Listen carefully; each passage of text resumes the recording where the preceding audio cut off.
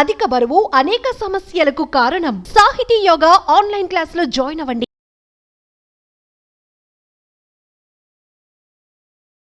Hello viewers, welcome to Suman TV. So చాలా వరకు కూడా మనం అనుకుంటూ ఉంటాం ఈ ఫుడ్ తింటే బరువు అనేది పెరుగుతాం, సో ఇది తినకపోతే బరువు తగ్గుతాం అని చెప్పేసి అనుకుంటూ ఉంటాం.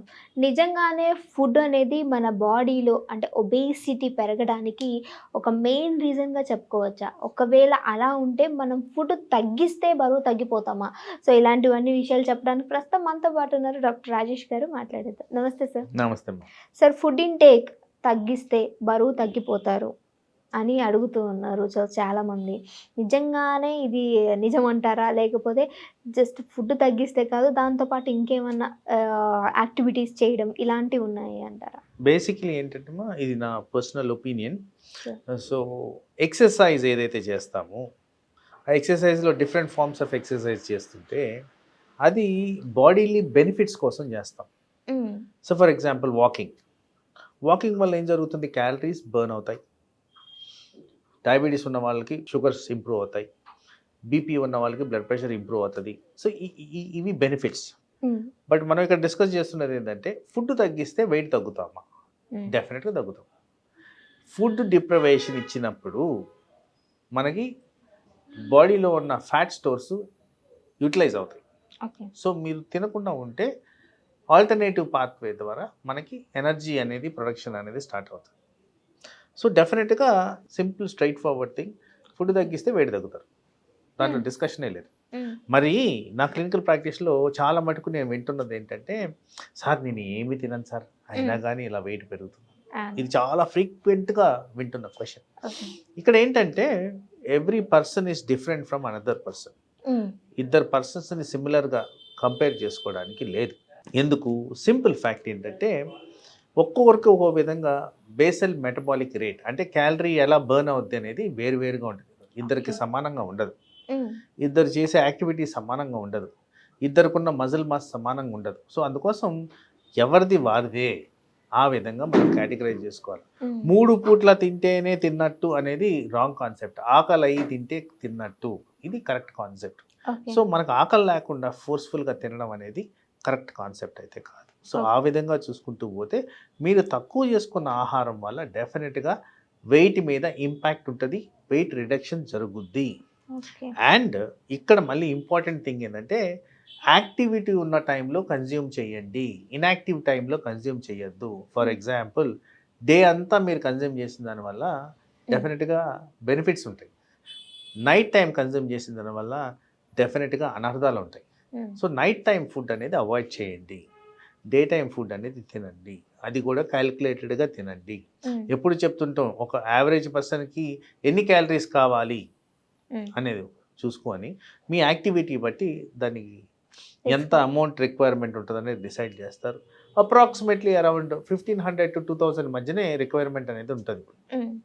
ఆ విధంగా దాన్ని క్యాలిక్యులేట్ చేసుకొని తింటే డెఫినెట్గా మనకి వెయిట్ మీద ఇంపాక్ట్ లేకుండా తగ్గించుకోవచ్చు.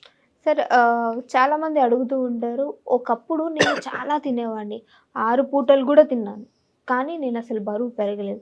కానీ ఇప్పుడు ఒక 2 పూటలు తిన్నా సరే నా వెయిట్ అనేది చాలా ఎక్కువైపోతూ ఉంది. సో దీనికి కారణం ఏమై ఉండొచ్చు అని అడుగుతున్నారు. సో ఏంటి సార్ రీజన్? సో అగైన్ వయసు క్రమేణా వచ్చే మార్పుల్లో బాడీలో ఉన్న ఎనర్జీ లెవెల్స్ కోల్పోతారు. ఎవరైనా నార్మల్ థింగ్.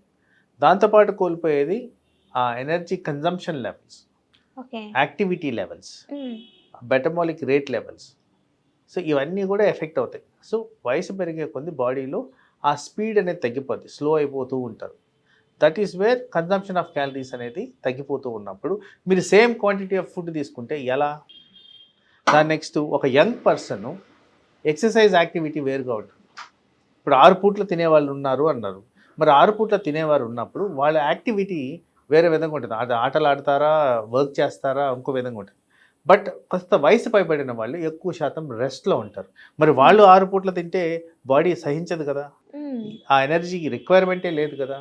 సో ఆ విధంగా మనం చూసుకొని మన రిక్వైర్మెంట్ ప్రకారమే తింటే అది మంచిది. అంటే సార్, దీనికి బయట ఫుడ్కి సంబంధం లేదు అంటారా? రిక్వైర్మెంట్ బాడీ రిక్వైర్మెంట్ బట్టి మాట్లాడుకుంటామా? డెఫినెట్లీ బాడీ రిక్వైర్మెంట్ గురించి మాట్లాడితేనే ఇప్పుడు ఏదైతే ప్రపంచాన్ని పట్టి పీడిస్తున్న ఉబ్బకాయం ఉందో అది రాకుండా ఉంటుంది. సో వాస్తవానికి ఏంటంటే మనకి రిక్వైర్మెంట్ కన్నా ఎక్కువ తింటున్నాం, అందుకోసం ఊబకాయం పెరుగుతూ వస్తుంది. ఊబకాయం తగ్గించాలి అంటే మీరు చేయాల్సింది ఏంది, కన్జంప్షన్ ఆఫ్ ఫుడ్ని తగ్గిస్తే మీకు ఊబకాయం తగ్గుద్ది. సైమల్టేనియస్గా యాక్టివిటీ మెయింటైన్ చేస్తే అది ఇంకా బెటర్గా పనిచేస్తుంది ఆ రిక్వైర్మెంట్ ఆఫ్ క్యాలరీస్ గురించి. సో వీళ్ళందరి కోసం ఒక చిట్కా, అందులో భాగంగా నార్మల్గా చాలా ఎక్కువ ఫుడ్ తినే నేను కొంచెమే తింటూ ఉన్నాను, సో నీరసం కూడా వస్తుంది, బట్ ఊబకాయం కూడా పెరుగుతూ ఉంది అని అడుగుతున్నారు. సో వీళ్ళకి సంబంధించి ఒక చిట్కా ఏమని ఇవ్వగలరా? Ideal timing of food should be early in the hours. అంటే 7 నుంచి 8 మధ్యన తిన్న వాళ్ళకి బెటర్గా మెటబాలిక్ రేట్ మెయింటైన్ అవుతుంది. ఓకే. ఇన్యాక్టివిటీ లేనప్పుడు తినొద్దు, అర్లీగా పడుకోండి, డెఫినెట్గా వెయిట్ తగ్గుతారు. ఈ కాన్సెప్ట్స్తో మీరు మెయింటైన్ చేస్తే బాడీని వెయిట్ ఈజీగా కంట్రోల్ చేయొచ్చు. సరే, ఈ ఊబకాయం కూడా అంటే మన జీన్స్ పరంగా వస్తుంది అంటారు కదా సార్, సో అలా కూడా ఏమన్నా ఉంటుంది అంటారా? చాలా రేర్గా ఇది యాక్సెప్టెడ్ ట్రూత్ మా. ఇన్ జనరల్ మన లైఫ్ స్టైల్ బట్టే ఊబకాయం అనేది వస్తుంది. సో లైఫ్ స్టైల్ని ప్రాపర్గా ఉంటే ఆ జీన్స్ అవన్నీ ఏమి చేయవు. ఓకే. ఒకవేళ ఉన్న ఆ ఫ్యామిలీ హిస్టరీ ఉన్నా కానీ మన లైఫ్ స్టైల్ కరెక్ట్గా ఉంటే ఇది ఊబకాయం రాకుండా ఉంటుంది అంటారా సార్? సో జనరలీ ఒక ఇంగ్లీష్లో ఒక ఫ్రేజ్ ఉంది, prevention is better then cure అని. ఆ ఊబకాయం బిగినింగ్లోనే డిటెక్ట్ చేసేస్తే, ఎలా డిటెక్ట్ చేయాలి, ఈ బాడీ మాస్ ఇండెక్స్ క్యాలిక్యులేట్ చేస్తే అర్థమైపోద్ది. వెంటనే తగు చర్యలు, డైటీషియన్ని కలవడం, న్యూట్రిషన్ని కలవడం, ఫిజియోథెరపిస్ట్ని కలవడం, మన యాక్టివిటీ పెంచుకోవడం, ఫుడ్ తగ్గించుకోవడం, ఇలాంటివన్నీ చేస్తే ఈజీగా దీన్ని నివారించుకోవచ్చు. అలా కాకుండా అంత ముదిరిపోయిన తర్వాత అప్పుడు స్టార్ట్ చేస్తే డెఫినెట్గా డిలేడ్ మనకి రెస్పాన్స్ అనేది ఉంటుంది. అంటే ఇది ఒక పెద్ద సమస్య కదా సార్ ఊబకాయము అనేది. డెఫినెట్లీ. సో మరి ఇది తగ్గించాలి అని అంటే మొదటిగా మనం చేయాల్సిన పనులు ఏంటంటారు? Primary thing is awareness. మనలో మనం మార్పు తీసుకురావడం అనేది ఇంపార్టెంట్. మనం ఊబకాయానికి గురి అవుతున్నాం అంటే పర్లేదులే, 2 బిర్యానీలు మళ్ళీ ఇప్పుడు తినేద్దాం, రేపటి నుంచి తగ్గిద్దాం, ఇది మానేయాలి. పోస్ట్పోన్మెంట్ ఆఫ్ థింగ్స్ కాకుండా ఇమీడియట్ యాక్షన్ ఈ రోజే స్టార్ట్ చేసి చేయగలిగితే డెఫినెట్లీ ఊబకాయంని మనం విన్ చేయొచ్చు. ఓకే సార్, చాలా చక్కటి ఇన్ఫర్మేషన్. సో ఊబకాయం అనగానే సో ఎక్కువ అధిక బరువు ఉంటున్నాం అని చెప్పేసి ఫుడ్ తగ్గించే వాళ్ళు కూడా ఉంటారు. సో ఇలాంటివి కాకుండా మన బాడీ మెటబాలిజం ఎలా ఉందని కరెక్ట్గా నోటీస్ చేసుకొని డైటీషియన్ ఎవరినో ఒకరు మీట్ అయ్యి అప్పుడు మన బాడీని కరెక్ట్ వేలో ఉంచుకోవచ్చు. సో ఇలాంటి చక్కటి ఇన్ఫర్మేషన్ అందించినందుకు thank you so much sir. నమస్తే.